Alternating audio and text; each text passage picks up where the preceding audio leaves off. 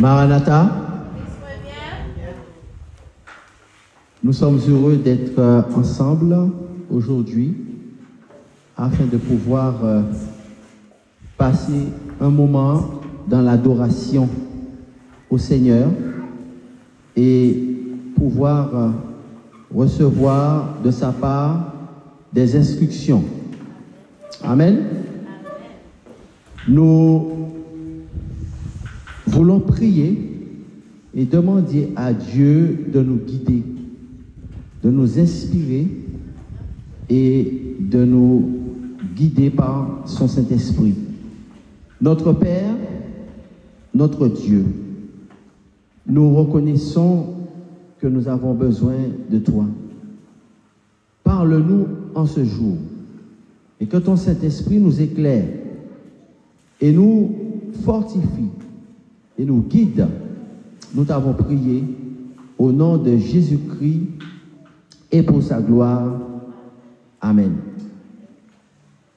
Nous sommes tous témoins de l'accroissement du mal, l'accroissement de l'iniquité sur notre planète. Aujourd'hui, nous voyons le nombre d'actes d'incivilité, le nombre d'actes de crimes, de braquage qui augmente. Et Jésus avait prédit que juste avant son retour, il y aurait des temps difficiles. Il avait également déclaré que l'iniquité va s'accroître et que la charité du plus grand nombre va se refroidir. L'accroissement de l'iniquité est comme une marée noire. Lorsqu'un grand navire, réservoir de pétrole, a un accident en mer et que l'on voit cette catastrophe écologique qui consiste à ce que des millions de litres de carburant se déversent dans la mer et malheureusement polluent notre si bel environnement et arrivent jusqu'au littoral pour pouvoir défigurer le littoral, salir les plages et même tuer la faune et la flore, puisque beaucoup d'oiseaux sont impactés par cela, ce qu'on appelle du mazout, et beaucoup également de poissons de la mer malheureusement sont touchés également. Qu'est-ce qu'on doit faire lorsque l'on a une marée noire? Est-ce qu'on doit l'accepter comme une fatalité? Non, parce que des hommes de bonne volonté enfilent leurs combinaisons, mettent leurs gants et leurs bottes et nettoient le littoral, n'est-ce pas? Donc, ce qui signifie que lorsque nous voyons cet accroissement de l'iniquité, cette augmentation du mal, cette augmentation du péché que nous voyons sur notre si belle planète, est-ce que nous devons tout simplement dire, mais cela avait été prédit, et accepter ainsi la fatalité? Que devons-nous faire? Y a-t-il quelque chose à faire? Oui, bien sûr, il y a quelque chose à faire. Lorsque l'on voit cette augmentation et cet accroissement du péché. Et c'est ce que Jésus-Christ a déclaré dans Jean au chapitre 17 au verset 15, que nous lisons dans la version Louis II à la page 1086. Jean chapitre 17 et au verset 15, Jésus était en train de prier pour ses disciples. Et Jésus a fait cette demande à son Père, une demande extrêmement importante, puisque Jésus avait déjà prédit l'accroissement, l'augmentation du mal et du péché dans les derniers temps. Jésus déclare dans Jean 17, verset 15, il dit ceci, il dit, « Père, je ne te prie pas de les ôter du monde, mais de les préserver du mal. » Amen. Le Seigneur Jésus-Christ dit que sa volonté, la volonté de Dieu, n'est pas que ses disciples sortent du monde, n'est pas que ses disciples aillent s'isoler. La volonté de Dieu n'est pas que ses disciples puissent aller se cacher, mais qu'ils restent dans le monde, puisque Jésus a déclaré à ses disciples, vous êtes la lumière du monde. Amen. Vous êtes le sel de la terre. Et par conséquent, le sel est fait pour donner du goût à ceux qui n'en ont pas, n'est-ce pas? La lumière est faite pour éclairer celui qui est dans les ténèbres. Donc si le sel est mis à l'écart de la nourriture, est-ce que la nourriture peut changer? Donc par conséquent, Jésus dit, je ne dis pas que vous devez vous retirer du monde et que vous devez être complètement caché, complètement séparé géographiquement du monde. Ce n'est pas ce que Jésus dit à ses disciples. Mais il leur dit, Père, je ne te demande pas de les enlever du monde, mais de les préserver du mal. Chers amis, que signifie se préserver du mal? Et comment se préserver du mal? Donc, le sujet que nous considérons, que le Seigneur nous place devant nous aujourd'hui, est d'une très grande importance, puisque le titre de ce message est « Se préserver du mal, comment ?» Quel est le titre? Se préserver du mal, comment? Chers amis, la parole de Dieu nous dit dans le grec biblique que le mot préserver, qui est le mot grec utilisé ici dans le Nouveau Testament, signifie deux choses. Ça signifie prêter attention à ou faire attention au mal. Ok? La deuxième signification dans le dictionnaire biblique du terme grec pour préserver, c'est veiller. Veiller. Donc, quelles sont les deux significations? Lorsqu'il y a une marée noire qui pollue le littoral, qui pollue les plages, qu'est-ce que ça veut dire faire attention à? Est-ce que ça veut dire que nous voyons que la plage est polluée, la plage est mazoutée, et que tout simplement, on met son maillot de bain et on va plonger dans la flaque d'hydrocarbures? Est-ce que c'est ce qu'on doit faire? Qu'est-ce qui risque de nous arriver si on voit que la plage est mazoutée, la plage est noire avec du pétrole brut, n'est-ce pas? Et qu'on met son plus beau maillot de bain et on va plonger dans l'eau. Qu'est-ce qui va nous arriver? Ce n'est pas seulement d'être mazouté, mais c'est même de mourir. Vrai ou faux? Donc par conséquent, le mot préserver veut dire faire attention à. Premièrement. Et deuxièmement, veiller. Qu'est-ce que ça veut dire veiller? Ça veut dire rester en éveil. Rester attentif, savoir faire ce qu'on appelle la veille dans le domaine scientifique. La veille scientifique, ça veut dire la capacité de discerner, la capacité de faire la différence entre le bien et le mal. C'est ce que signifie veiller ou se préserver du mal. Alors, la question qui se pose en ce début du XXIe siècle, la question qui se pose en ces derniers jours, c'est, vu l'augmentation de la marée du mal que l'on voit aujourd'hui, on voit que le mal augmente partout. On voit que la délinquance, malheureusement, augmente. Les gangs, les groupes armés se multiplient. Les braquages en tout genre se multiplient. Et nous voyons que l'immoralité devient la norme. Et qu'aujourd'hui, il y en a même qui appellent le mal bien. Et le bien, mal. Donc la question qui se pose est, comment se préserver du mal? Puisque Jésus prie son Père et il dit, Père, je ne te demande pas de les enlever du monde, mais de les préserver du mal. Ce qui signifie que le mal est véritablement rampant dans les derniers jours.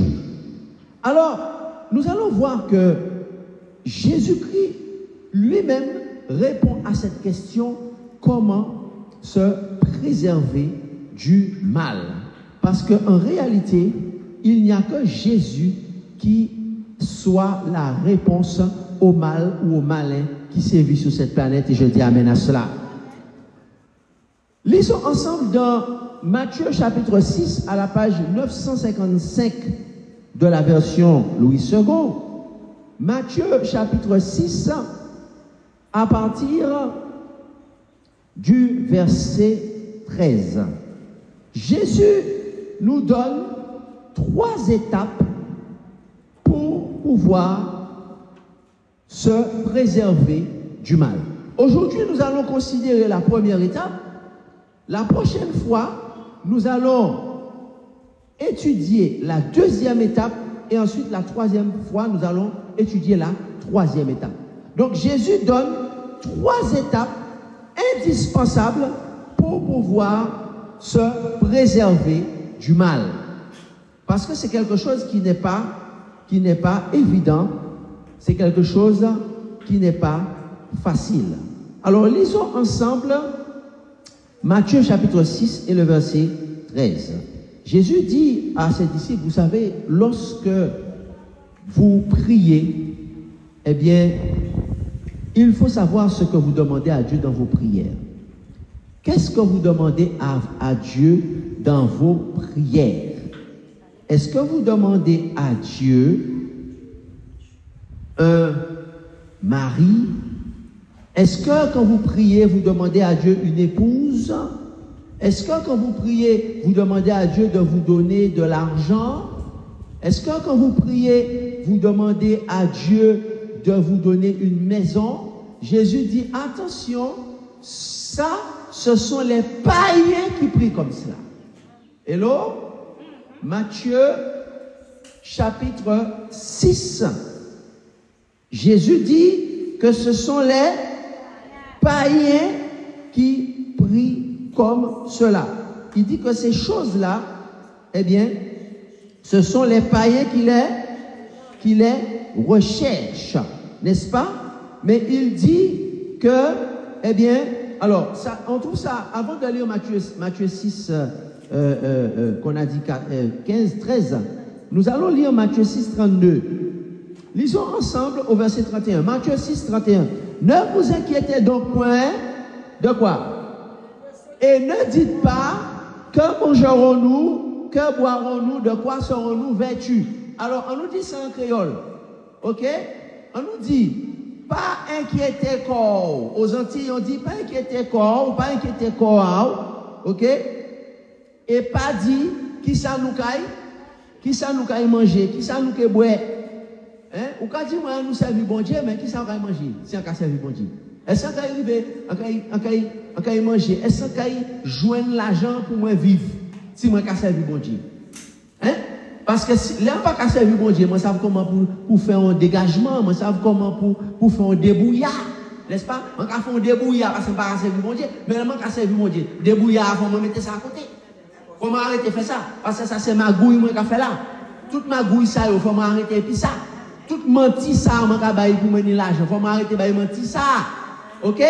Mais Jésus te dit, non, mon ami. En créole guyanais, pas inquiéter ton corps. Ok? Ok? En créole haïtien, pas inquiéter corps. Ok? et pas dire qui ça nous que manger, qui ça nous que boire, qui ça nous que, et puis qui ça nous que habiller. Parce que verset 32, il dit, car toutes ces choses, ce sont les païens qui les recherchent. C'est qui? Ceux qui ne connaissent pas Dieu. Ce sont les païens qui les recherchent. Parce que votre Père céleste sait de quoi vous avez besoin. Amen. Est-ce que bon Dieu pas ça nous ni besoin? Est-ce que bon Dieu pas ça nous besoin? Est-ce que Dieu ne sait pas ce dont on a besoin? Dieu sait de quoi on a besoin. Donc on n'a pas besoin de dire à Dieu qu'on a besoin de manger. Dieu nous a créés, il sait qu'on a besoin de manger. On n'a pas besoin de dire, Seigneur, je te prie pour que tu me donnes des vêtements. Dieu ne sait pas qu'on a besoin de vêtements? Dites-moi. On n'a pas besoin de dire, Seigneur, donne-moi un mari. Dieu ne sait pas qu'on arrive à un âge où on a besoin de mari. Dieu ne va pas connaître ça. Bon Dieu, on va apprendre, bon Dieu, qu'on a besoin de mari. Hein? On n'a pas besoin de dire, Seigneur, donne-moi un enfant. Bon Dieu, pas ça qu'on a besoin de tout le monde. Bon Dieu, pas ça qu'on dit l'âge pour nous, tout le monde. Hein? Dites-moi. Jésus dit, ce sont les païens qui parlent comme ça. Ce sont les païens qui prient comme ça. Il dit, ne vous inquiétez pas. Et Jésus nous invite, chers amis, la première chose que nous devons faire, au verset 33, pour pouvoir se préserver du mal, il dit, cherchez, premièrement quoi? Le règne de Dieu et sa justice. Et je dis amen. La première chose que nous devons faire pour nous préserver du mal, c'est accepter, c'est prier pour que Jésus devienne quoi? Que Jésus devienne notre roi. Amen. Pour que nous puissions changer de roi, parce que avant quand nous étions païens, notre roi c'était qui? C'était le moi, n'est-ce pas? C'est pour ça qu'il dit que celui qui veut me suivre, il doit renoncer à lui-même. Beaucoup de gens disent que notre premier ennemi c'est Satan. Non, notre premier ennemi c'est pas Satan, c'est nous-mêmes. C'est qui notre premier ennemi? Ce n'est pas Satan. Parce que Satan, nous cabane Satan trop pouvoir. Nous cabane Satan trop importance. Parce que même un petit monde petit, depuis un petit monde petit dit Jésus, Satan prend la vol. Alléluia. Même un enfant qui est entouré par des légions de démons. Dès que l'enfant dit Jésus, je connais une histoire comme ça. Un enfant qu'on avait kidnappé en Haïti et on venait le sacrifier. Mais sa maman lui avait appris Jésus. Il m'a arrêté tout le monde, il a fait la fête. Il a filé couteau, fourchette. Il a mangé tout le monde. Tout le monde a regardé, ça arrive là. Ça arrive là. Et puis quand la mère est venue faire ça dans ce vaudou pour pouvoir sacrifier l'enfant, l'enfant a dit Jésus, madame, on a tombé moi à terre. Même un enfant qui dit le nom de Jésus, il est dit, tous les démons prennent la vol, Satan a pris courir. Nous avons Satan trop importance. Parce qu'en réalité, chers amis, notre premier ennemi, ce n'est pas Satan. Notre premier ennemi, c'est le moi. Donc le roi de notre vie, c'est nous, c'est moi. Je.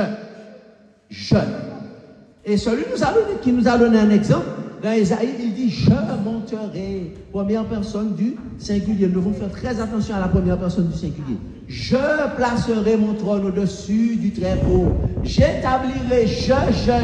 Ça veut dire que je me prends pour Dieu. Je prends la place de Dieu. Mais quand j'ai compris que ça s'appelle le mal, ça s'appelle le péché, qu'est-ce que je dis?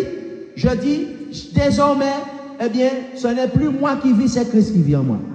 Je dis que désormais j'ai changé de roi, je ne suis plus le roi de ma vie, désormais c'est Christ qui est le roi de ma vie. Cherchez, premièrement, quoi? Le règne. Le mot ici, basileian, en grec, veut dire règne. Ça veut dire chercher d'accepter Jésus comme mon roi. Ça veut dire mon nouveau roi dans le nouveau royaume. Amen. Ainsi, chers amis, Jésus dit que premièrement, si nous voulons nous préserver du mal, il faut que nous changions, Jean nous qu'a prié. Qui ça Jésus qu'a dit? En nous changer façon nous qu'a prié. En nous arrêter demander bon Dieu, on paquet de bagailles que bon Dieu a prévu qu'il va nous.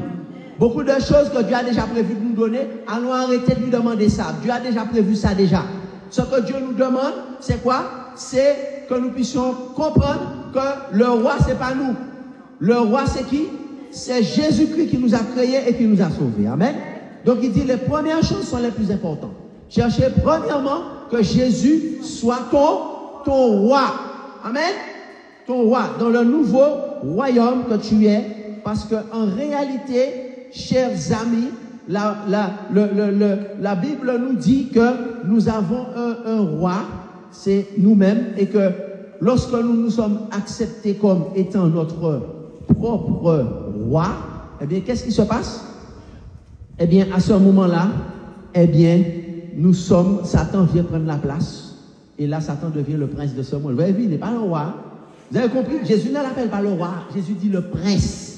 Ça veut dire que le roi, c'est nous, et puis après, Satan devient le prince. Ça veut dire que Satan nous contrôle, parce que nous ne sommes pas soumis à Jésus-Christ. Donc, chers amis, quelles sont les trois étapes? Les trois étapes pour pouvoir se préserver du mal. Aujourd'hui, nous allons voir la première étape. Nous avons dit que la première étape, c'est chercher à changer de roi. Amen. Chercher à changer de roi. Et nous voyons ça dans Matthieu, nous avons dit, Matthieu chapitre, oui c'est ça, Matthieu chapitre 6, verset 13. Nous lisons ensemble, ne nous induis pas dans la tentation, mais délivre-nous du malin, car c'est à toi qu'appartiennent dans tous les siècles le règne. Amen. Donc, chers amis, le Seigneur Jésus nous dit qu'il faut, chers disciples, que nous apprenions à prier. Parce que Saint-Esprit a dit, nous ne savons pas comment pour nous prier. Le Saint-Esprit dit, nous ne savons pas comment prier. C'est pourquoi le Saint-Esprit intercède par des soupirs inexprimables. Nous ne savons pas prier. Alors Jésus explique à ses disciples comment ils doivent prier. Il leur dit que quand ils prient, eh bien, la première chose qu'ils doivent demander, c'est pas à manger, c'est pas de l'argent, c'est pas Seigneur paie mes factures, c'est pas Seigneur donne-moi des papiers, mais Seigneur permet que tu puisses être mon roi. Amen. Je veux plus être le roi. Je veux plus être la reine. Je veux que ce soit toi mon roi, chers amis. Alors, pourquoi est-ce que nous devons demander pour pouvoir se préserver du mal? On doit on a dit trois étapes. Première étape, c'est demander que Jésus soit mon roi. Il faut le dire à haute voix. Hein? Il faut le dire à haute voix dans sa prière. Alors, la réponse se trouve dans Jean chapitre 8, dans 2 Pierre, chapitre 3, verset 13, à la page 1242 de la version Louis II. 2 Pierre, chapitre 3, et le verset 13. 2 Pierre 3, verset 13, la parole de Dieu nous dit, pourquoi est-ce que nous devons demander à Jésus d'être le nouveau roi? Parce que le royaume de ce monde, il a été donné à Adam et Ève l'ont donné à Lucifer, qui est devenu le prince de ce monde, et désormais, le royaume de ce monde, il est sous le contrôle de Lucifer, et c'est pourquoi il y a autant de mal qui se passe sur la terre.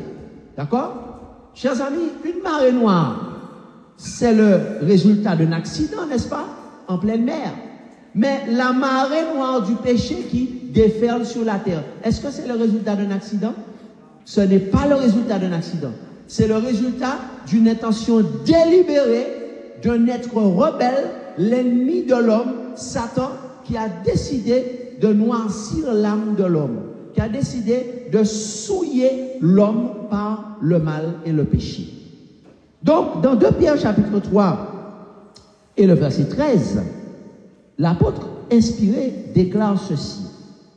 Nous attendons, tandis que vous hâtez l'avènement, attendez et hâtez l'avènement du jour de Dieu, verset 13, mais nous attendons selon la promesse de Jésus, de nouveaux cieux et une nouvelle terre où la justice habitera. Amen. La parole de Dieu nous dit que Jésus est venu sur la terre pour pouvoir instaurer un nouveau royaume. Et ce royaume s'appelle comment? Le royaume des cieux. Amen. Et qui est le roi de ce nouveau royaume? Je me suis mal exprimé. J'aurais dû dire qui sont les rois. Parce qu'il n'y en a pas un seul. Il y en a combien? Il y en a 3. Ce royaume est dirigé par 3 rois. Et ça n'a rien d'étonnant parce que même dans l'histoire des êtres humains, il y a des moments où il y a eu 2 rois dans le même pays. Il y a un moment quand David était vivant. Il était vieux, il n'était pas roi. Et pourtant, il a fait oindre Salomon. Salomon n'était pas roi aussi. Il y a un moment où Israël avait 2 rois. Il y avait David et Salomon. Donc c'est déjà arrivé dans l'histoire. Donc là, dans l'histoire du monde, dans l'histoire de l'univers, il y a 3 rois qui gouvernent le royaume des cieux. Il y a le Père, Dieu le Père, il y a le Fils Jésus-Christ et il y a le Saint-Esprit. Amen. Donc ces 3 rois-là, ils dirigent un royaume qui s'appelle le royaume des cieux. Et la Bible nous dit que ce royaume-là, c'est un royaume qui est où la justice habite. Amen. Donc, chers amis, ça c'est la bonne nouvelle. Alors, chers amis, qu'est-ce que la bonne nouvelle? C'est quoi la bonne nouvelle? Ou l'évangile? Il y a un seul évangile où il y a une seule bonne nouvelle. C'est quoi la bonne nouvelle? Lisons ensemble dans Matthieu chapitre 24 et le verset 14. Jésus déclare que la bonne nouvelle, il dit, cette bonne nouvelle du Matthieu 24, verset 14, à la page 981 de la version Louis II. Matthieu 24, verset 14, page 981 de la version Louis II. Matthieu 24, verset 14. Combien de bonnes nouvelles il y a?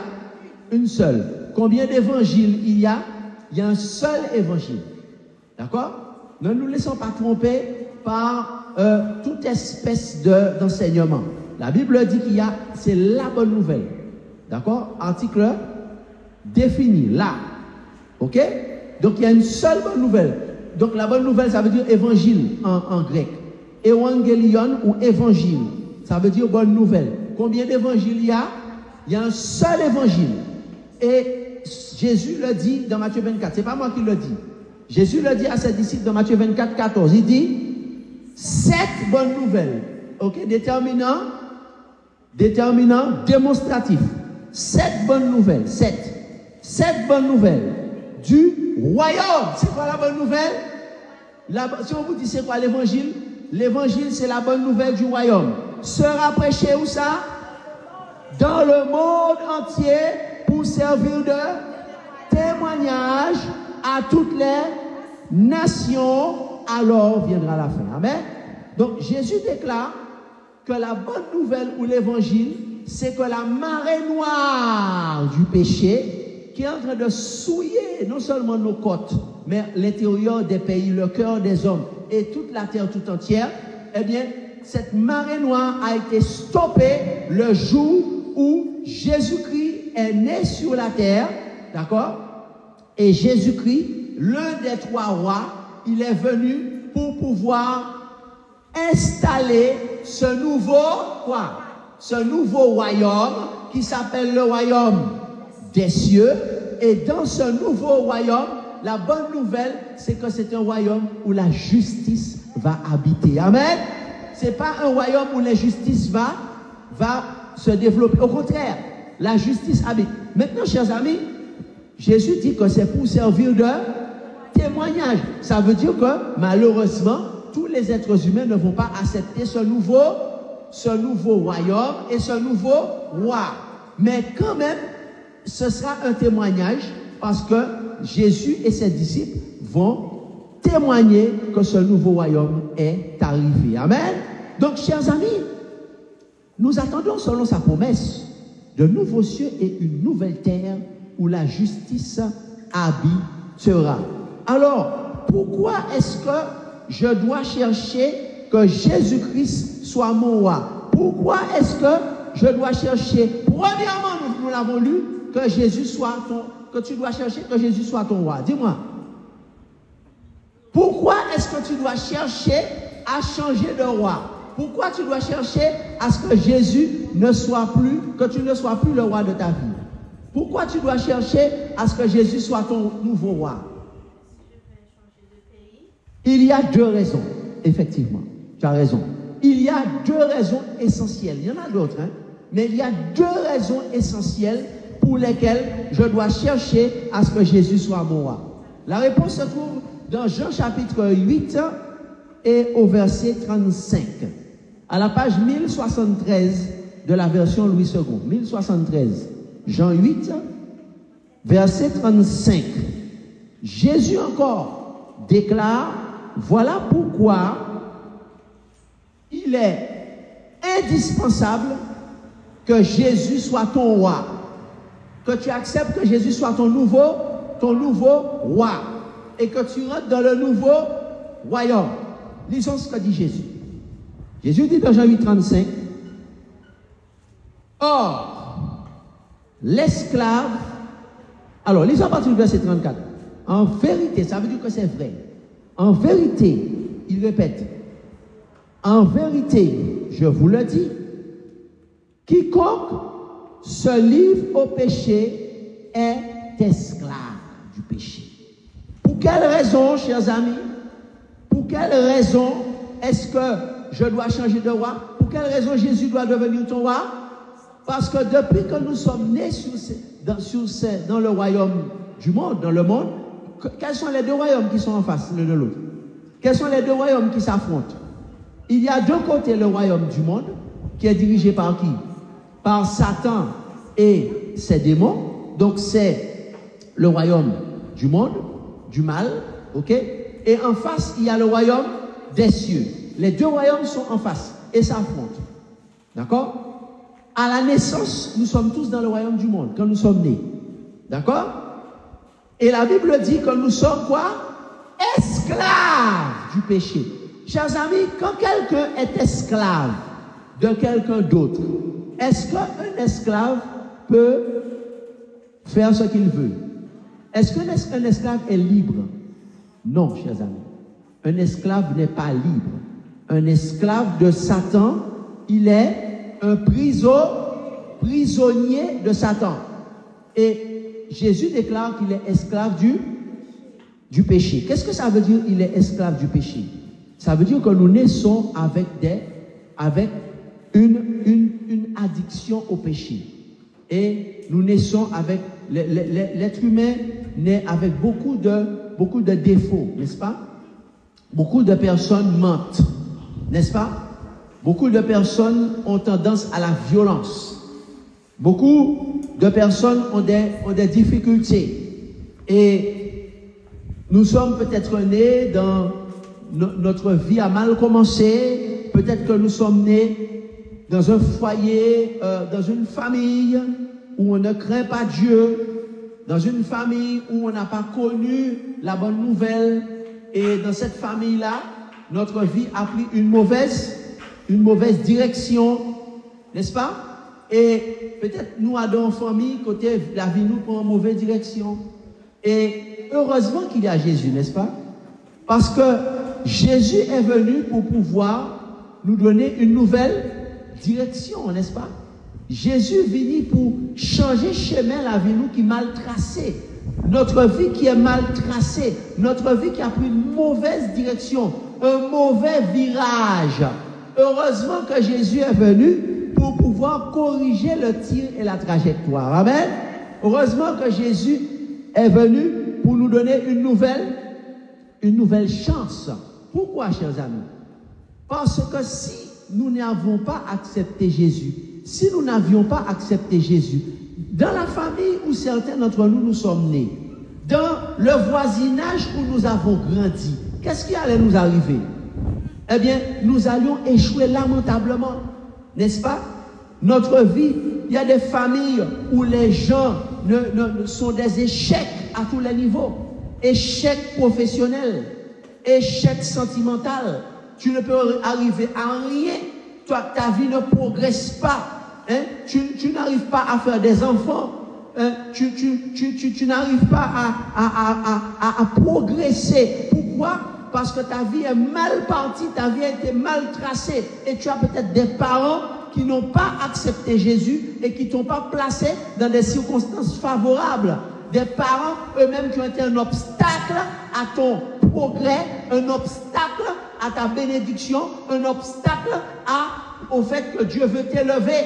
Mais heureusement, chers amis, que malgré ce mauvais départ dans la vie, eh bien, celui qui accepte Jésus comme moi, Jésus va retracer sa vie. Amen. Jésus va créer un nouveau chemin. Et là où il y avait... Alors, quel est le problème? Il y a parfois des démons familiaux, n'est-ce pas? Des démons familiaux, ce qu'on appelle diable racial, qui viennent réclamer des choses, qui viennent réclamer des enfants, qui tuent des enfants dans le ventre de leur mère, n'est-ce pas? Et parfois quand l'enfant naît, qui empêche à l'enfant de progresser. On voit qu'il y avait un enfant qui était lunatique dans la Bible, un enfant lunatique, un enfant qui se jetait dans le feu. Il était enfant, le diable l'avait déjà attaqué, n'est-ce pas? Nous avons vu le démoniaque muet, quelqu'un qui ne parle pas, un démon racial, familial, qui empêche à l'enfant de parler, qui empêche à l'enfant, on pense que l'enfant a des problèmes tout à fait mentaux, alors qu'en réalité c'est un démon parfois. Parfois ce n'est pas une maladie, parfois c'est un démon qui empêche à l'enfant de réussir à l'école, qui empêche à l'enfant de progresser. Mais chers amis, la Bible, Jésus dit que vous êtes esclaves, donc ça veut dire qu'on est esclave de Satan. Mais la bonne nouvelle au verset 35, il dit que l'esclave ne reste pas toujours dans la maison, mais le Fils y demeure toujours. Si donc le Fils vous affranchit, vous serez réellement libre. Amen. Donc la bonne nouvelle, c'est que quand tu acceptes Jésus comme moi, Jésus me rend libre. Amen. Jésus me rend libre. Si Jésus n'est pas mon roi, je ne serai toujours esclave. Et c'est pourquoi il y a des gens qui sont esclaves des mauvaises habitudes de leurs parents. Hein, ça se transmet de génération en génération. Parce que ça s'appelle des addictions, n'est-ce pas? Addiction à l'alcool, addiction à la drogue, addiction à l'immoralité, addiction à la pornographie, addiction aux jeux vidéo, addiction aux écrans, addiction à la télévision, addiction à la paresse, addiction à la violence, n'est-ce pas? Addiction au mensonge. Il y a beaucoup de gens qui sont esclaves de leurs mauvaises habitudes parce qu'en réalité, ils n'ont pas choisi Jésus comme moi. Et la deuxième raison, chers amis, pour laquelle nous avons dit que nous devons choisir Jésus comme moi, c'est parce que nous avons dit, première raison, nous sommes esclaves. Deuxième raison,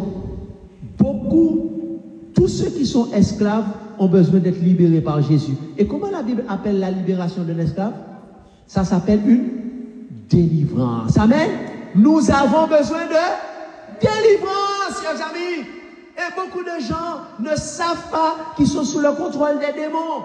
Ils ont une addiction aux jeux. Ils dépensent tout leur argent dans des jeux de hasard. Ils passent tout leur temps, chers amis, à regarder la télévision. Ils ne savent pas que c'est un démon qui les contrôle. Ils passent tout leur temps à regarder la pornographie. Ils ne savent pas qu'ils sont contrôlés par le démon de la pornographie. Ils ont des problèmes d'infidélité conjugale. Ils ont des problèmes de masturbation. Ils ne savent pas que c'est un démon de la masturbation qui les contrôle. Ils ont des problèmes de convoitise. Ils ne savent pas que c'est le démon de la convoitise. Ils ont des problèmes d'infidélité. Et ils ne savent pas que c'est le démon de l'infidélité. Parce qu'en réalité, chers amis, ils sont esclaves. Mais la bonne nouvelle, c'est que Jésus, quand on a choisi Jésus comme moi, il nous délivre. Amen. C'est ce qu'on lit dans Jean. Dans Matthieu, chapitre 6, Matthieu, chapitre 6, Jésus déclare, quand nous prions, nous devons savoir comment prier. Il faut nous savoir comment nous prier. Premièrement, pour pouvoir se préserver du mal, il faut accepter Jésus comme moi. Matthieu 6, verset 13, Jésus dit, ne nous induis pas dans la tentation. Qu'est-ce que ça veut dire? Ça veut dire, Seigneur Jésus, lorsque je suis dans la tentation, aide-moi, parce qu'il n'y a que toi qui peux m'en sortir. Amen. Qu'est-ce que ça veut dire, ne nous induis pas dans la tentation? Ça veut dire que ne m'abandonne pas quand je suis dans la tentation. Comment nous devons prier? Comment nous devons prier? Seigneur, j'ai besoin de 3 000 euros le mois prochain. Non! Seigneur, s'il te plaît, il y a des tentations autour de moi. Et on peut même nommer les tentations. Il y a telle tentation que Satan a mis sur ma route. Il y a telle tentation. Il y a cette tentation. Il y a une tentation. Il y a 2 tentations. Il y a 3 tentations. Seigneur, s'il te plaît, ne m'abandonne pas. Parce que je suis tenté. Aide-moi, je suis tenté. Viens à mon secours. N'est-ce pas? Et si on fait cette prière, est-ce que Jésus va nous répondre? Au verset 13, qu'est-ce qu'il continue? Qu'est-ce qu'il dit, Matthieu 6? Il dit, ne nous induis pas, Jésus dit dans la tentation, mais délivre-nous du malin. Chers amis, il y a beaucoup de tentations que nous avons. Nous ne savons pas que c'est le diable qui est derrière cela. Lorsque le diable met cette quantité de jeux à la télévision, ces sports, toutes ces choses-là, on est addict, on est esclave des résultats sportifs. On ne sait pas qu'il y a un démon du jeu, il y a un démon du sport, particulièrement le sport professionnel. Il y a des démons du sport professionnel qui sont là pour nous rendre addicts. Et que c'est une addiction. Et qu'on a besoin de délivrance, n'est-ce pas? Il y a des hommes qui aiment 3 femmes en même temps. Et ils pensent que c'est juste un petit défaut comme ça. Ils n'arrivent pas. Toute leur vie, ils prient. Ils n'arrivent pas. Pourquoi? Parce qu'ils ne savent pas que c'est un démon qui est en train de les contrôler. Ils ne savent pas que c'est une addiction qu'ils ont. Ils ont un démon qui les contrôle et qui les pousse à aimer 3 femmes en même temps. Il y a des femmes qui aiment 4 hommes en même temps. Et elles sont malheureuses parce qu'elles veulent être fidèles à celui qu'elles aiment, mais elles aiment 4 hommes en même temps parce qu'elles ne savent pas qu'il y a un démon qui les pousse à aimer 4 hommes en même temps. C'est pourquoi elles ont besoin de délivrance. Et même au fond de l'église, et même dans l'église, il y a des gens qui sont victimes des addictions, qui aiment 2 personnes en même temps, qui aiment des choses qu'ils ne doivent pas aimer, qui font en cachette des choses, qui font en cachette de la masturbation, parce qu'ils ne savent pas qu'ils ont besoin de délivrance. En réalité, Jésus déclare dans Matthieu chapitre 6, au verset, Matthieu chapitre 6, il dit, Seigneur, priez, délivre-nous. Qu'est-ce que ça veut dire, délivre-nous du malin? Ça veut dire quoi le mot délivre-nous? C'est pas délivrance? Hein? Là, nous quand parler de délivrance, nous quand penser c'est le monde qui parle dans l'église. Hein? Nous ah ouais, et nous quand prier pour délivrance, c'est monde non, parce que yo pas l'église, yo pas chrétien, yo pas dans délivrance. Chers amis, à qui Jésus dit-il de demander la délivrance là? C'est pas aux disciples que Jésus est en train de parler. Jésus n'est pas en train de parler à ses disciples et il leur dit, vous avez besoin de délivrance. Eh bien, si nous ne pouvons pas croire, pendant Jésus qui a parlé là, il y a un Judas qui compte l'argent plus que bon Dieu. Un Judas au fond de l'église, un Judas qui est dans l'église, les personnes ne peuvent pas regarder, il prend offrande là, il va mettre dans la poche. Un Judas, les gens ont offrande pour y bon Dieu, au lieu de bon Dieu, offrande là, il va faire pour quoi? Parce qu'il remet l'argent plus que bon Dieu. Un Judas, au lieu de bon Dieu la dîme non, il va faire la dîme non, il va faire bon Dieu parce qu'il remet l'argent plus que bon Dieu. Oh, il y a un Pierre qui a une addiction, il va comprendre qu'il faut. Il faut passer personne. Il y a Jacques et Jean qui ont une addiction à la violence. Ils vont au côté. Ces gens n'ont pas accepté Jésus. Ils disent, Seigneur, fais tomber le feu du ciel sur nous. Hein? On nous règle ça. On nous règle yo. Hein? L'apôtre Pierre, monsieur qui a marché, et puis on tire poignard dans la poche. Et puis, là, on vient arrêter Jésus. Il dit, attends, je vais montrer les autres.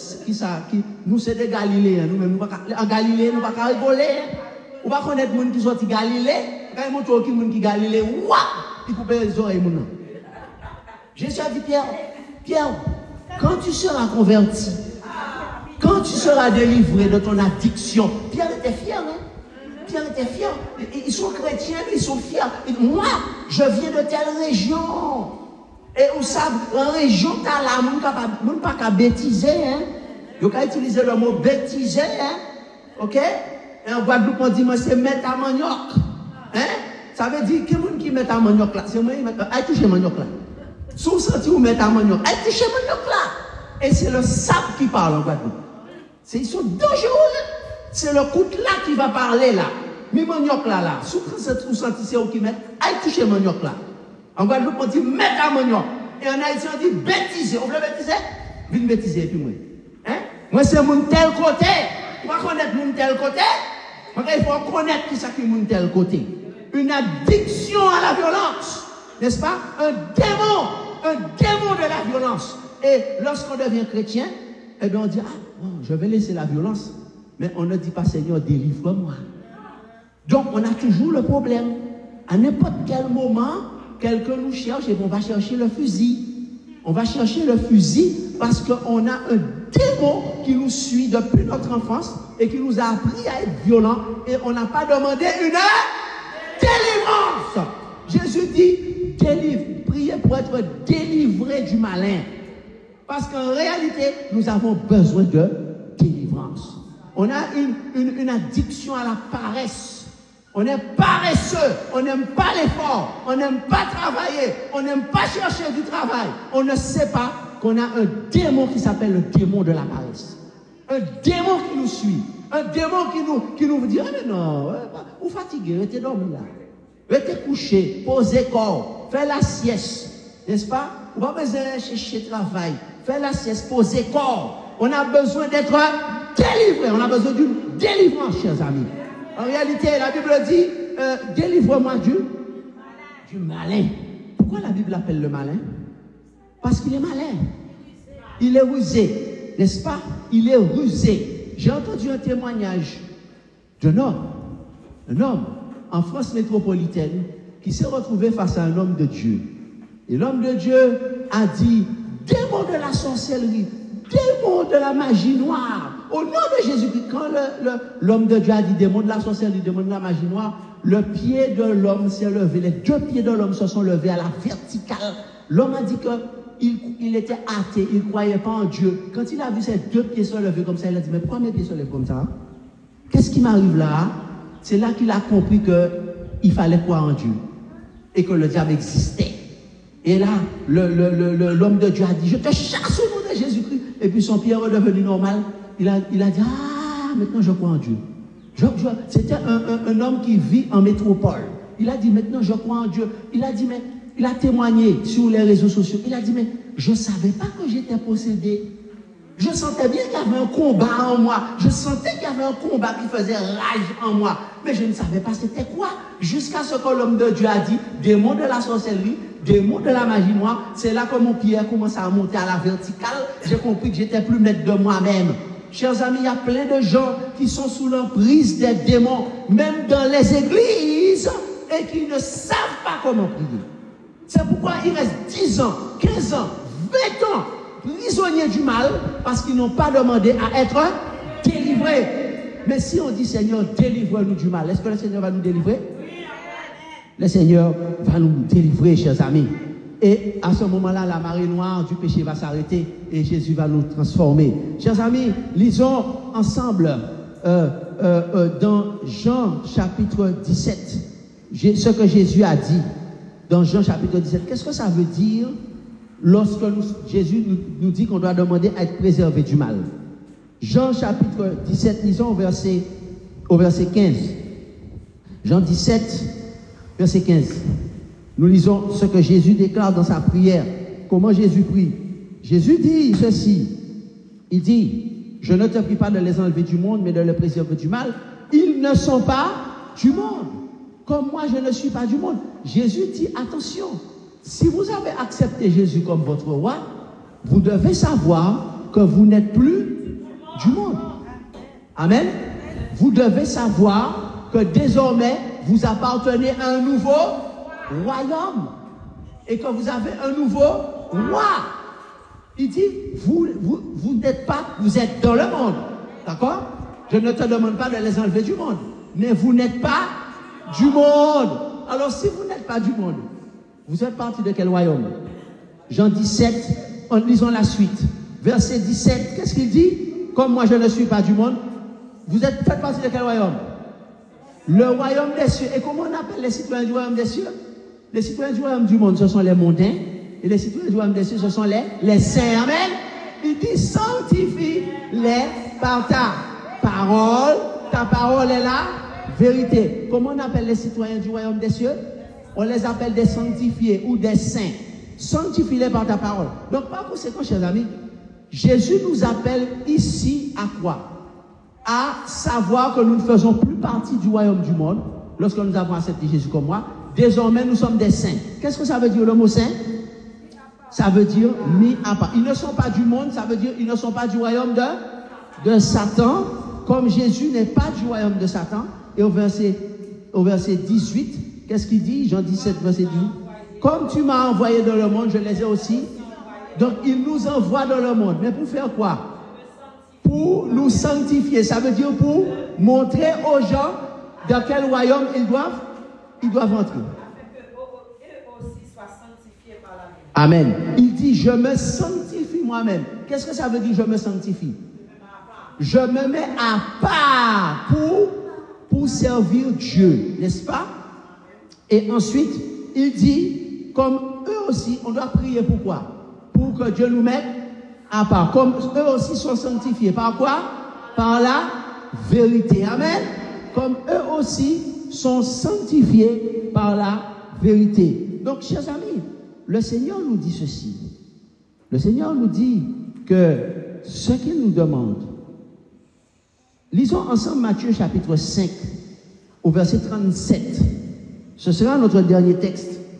On a dit qu'il y a 3 étapes pour se préserver du mal. On a vu la première étape aujourd'hui. On va voir la deuxième étape la prochaine fois. Chers amis, le Seigneur nous a dit que la première étape pour se préserver du mal, il faut choisir Jésus comme son roi. Amen. Et il dit que pour choisir Jésus comme son roi, il faut prendre une décision et il faut avoir une seule parole. Matthieu 5, 37. Que lisons-nous? Que votre parole soit oui, oui, non, non. Ce qu'on y ajoute vient du... Qu'est-ce que ça veut dire? Ça veut dire quoi? Ça veut dire que lorsque on a décidé de choisir Jésus comme roi, on doit respecter sa parole. Ça veut dire qu'il faut nous apprendre respecter, engagement nous. Et tout le chapitre nous dit qu'il ne faut pas prendre des engagements à la légère. Lorsque nous avons décidé de choisir Jésus comme roi, nous devons prendre cet engagement sérieusement. On a dit oui à Jésus, c'est fini pour le royaume du monde et ses affaires. Et j'avais dit que c'était le dernier texte, mais j'aimerais retourner dans 2 Pierre 3, parce que 2 Pierre 3 explique ça encore mieux. 2 Pierre 3, verset 13. 2 Pierre chapitre 3, verset 13. On l'a lu tout à l'heure, d'accord? 2 Pierre 3, chapitre 3, il dit qu'il y aura des nouveaux cieux et une nouvelle terre. Bientôt, il y aura une nouvelle terre où la justice habitera. Et au verset 14, 2 Pierre 3, 14, à la page 2 Pierre chapitre 3, 14, page 1242 de la version Louis II, il nous dit ceci. C'est pourquoi, bien-aimés, en attendant ces choses, appliquez-vous à être trouvés par Jésus sans tache et irrépréhensible dans la paix. Donc, quand on a pris une décision d'être un sanctifié, c'est la décision d'être sans tache et sans reproche dans la paix. Qu'est-ce qu'on va chercher avec les gens? Pas seulement la sanctification, mais aussi la paix. Rechercher la paix et la sanctification. On doit apprendre à vivre en paix avec les gens. Les gens qui vivent dans les combats, dans la guerre, ils sont dans la sanctification? Non. Les gens qui cherchent des querelles à chaque conversation, ils sont dans la sanctification? Non. Donc, à vivre sans tâche dans la paix. Et le verset suivant, il dit, croyez que la patience de notre Seigneur est votre salut. Donc, ça veut dire que nous devons, la patience que Dieu a pour nous, on ne doit pas abuser de la patience de Dieu. Dire, Dieu est patient, c'est le moment de faire des bêtises. Au contraire, parce que Dieu est patient, Dieu a attendu qu'on change de comportement. On doit dire, je ne vais pas abuser de quoi? Abuser de la patience de Dieu. Parce que, chers amis, Dieu, il est patient mais il est aussi juste. Et si nous abusons de la patience de Dieu, nous allons faire face à sa justice et sa colère. Donc pour terminer, chers amis, le Seigneur nous dit que la première étape pour pouvoir se préserver du mal, c'est accepter que Jésus soit ton roi. Amen. Et quand tu acceptes que Jésus soit ton roi, parce que tu veux être libéré de l'esclavage de tes mauvaises habitudes, de la mauvaise direction que ta vie a pris, de tes addictions, tu veux être libéré de tes addictions, Jésus dit que tu dois prier. Pourquoi?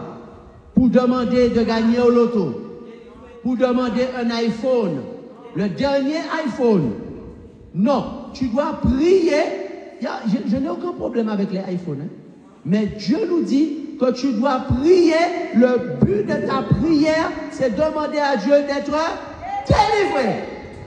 De demander à Dieu une délivrance. Et tu dois nommer le secteur dans lequel tu veux être délivré. Je veux être délivré de l'esprit de la masturbation qui me contrôle en cachette. Je veux être délivré de l'esprit de la pornographie. Tu dois dire, Seigneur, je veux être délivré de l'esprit d'adultère que j'ai hérité de mes parents. Je veux être délivré de l'esprit de convoitise de la chair. Je veux être délivré de l'esprit du mensonge. Je veux être délivré de l'esprit de l'infidélité. Infidélité de la dîme et les offrandes. Je veux être délivré parce que je manque de foi. Je pense que si je suis fidèle, eh bien, je serai tombé dans la pauvreté. Je vais rester sans manger. Jésus dit, ne t'inquiète pas. Ce sont les païens qui prient comme ça. Je veux être délivré de l'esprit de paresse.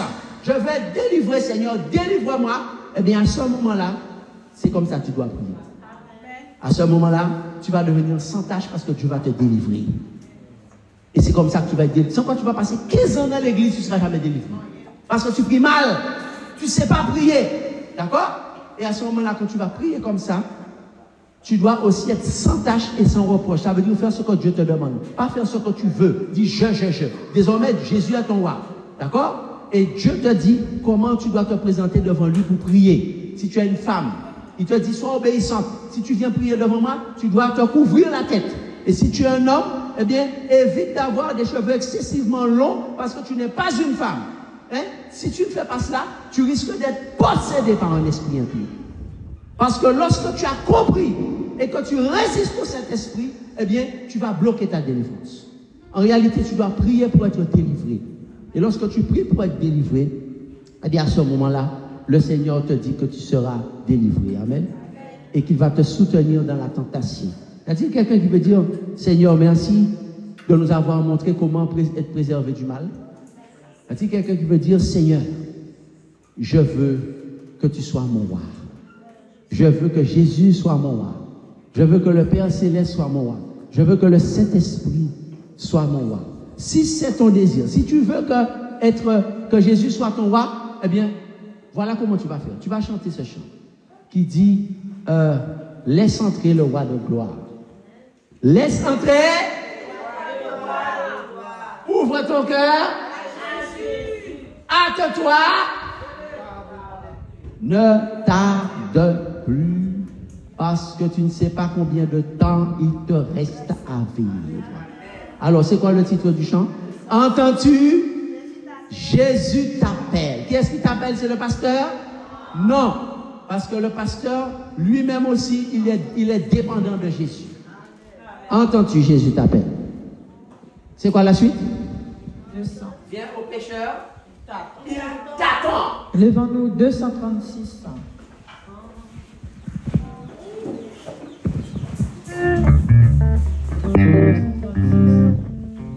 Entends-tu, Jésus t'appelle, viens au pécheur, il t'attend. Accepte, voici fidèle, Dieu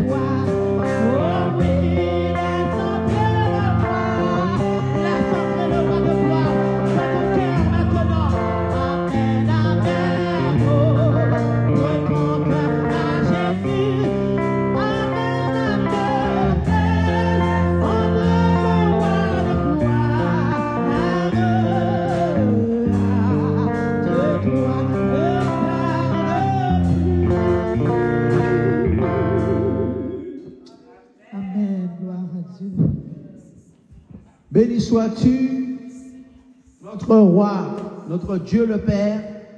Béni sois-tu, notre Maître, le Seigneur Jésus-Christ. Béni sois-tu, notre Seigneur, le Saint-Esprit. Parce que nous vous avons choisi comme les seuls rois de notre vie.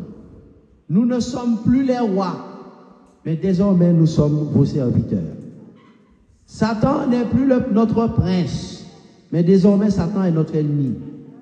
Et nous voulons, Seigneur, que tu continues à délivrer ton peuple des addictions, des péchés et nous rendre sans tache et irrépréhensibles devant toi, c'est-à-dire des saints. Nous voulons, Seigneur, t'accepter aujourd'hui comme notre seul et unique roi, le roi des rois, le Seigneur des seigneurs, afin d'être libérés de l'esclavage du péché et afin de devenir des citoyens du royaume des cieux, heureux et libres de faire ta volonté pour l'éternité. Amen. Que l'Éternel te bénisse et te protège, que l'Éternel te regarde avec bonté et qu'il te passe grâce et qu'il te passe grâce, que l'Éternel veille sur toi et t'accorde sa paix.